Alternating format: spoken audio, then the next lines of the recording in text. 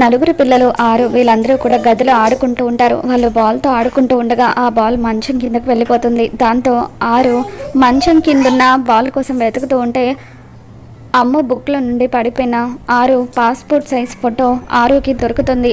Photo అని చెప్పి తను ఆ ఫోటో పట్టుకొని చూస్తూ ఉంటుంది. అమ్మ ఫోటో ఇక్కడ పడిపోయిందా? నిన్న మిస్ అమ్మ అడిగినప్పుడు నేను ఫోటో ఇస్తూ ఉంటే ఇక్కడ పడిపోయింది అనుకుంటా అని చెప్పి అమ్మ అంటూ ఉంటుంది. ఇటు ఇవ్వు అనామిక, ఈ ఫోటో తీసుకువెళ్ళి నేను మిస్ అమ్మకి ఇస్తాను అని చెప్పి అమ్ము ఆ ఫోటో తీసుకొని బాగీ దగ్గరికి వెళ్తూ ఉంటుంది. ఇక దాంతో ఆరు టెన్షన్ పడిపోతూ ఉంటుంది. బాగీ లాన్లో మొక్కలు కట్ చేస్తూ ఉంటుంది.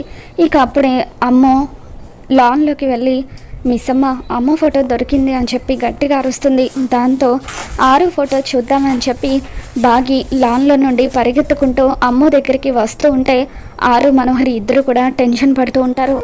బాగి ఇప్పుడు నా ఫోటో చూస్తే నిజం మొత్తం బయటపడిపోతుంది అని చెప్పి ఆరు అంటూ ఉంటుంది. మరి ఇప్పటికైనా ఆరో ఫోటోని బాగి చూస్తుందా, ఏం జరగబోతుందో మళ్ళీ మన ఛానల్లో తెలుసుకుందాం. ఈ వీడియో మీకు నచ్చినట్లయితే తప్పకుండా లైక్ చేయండి.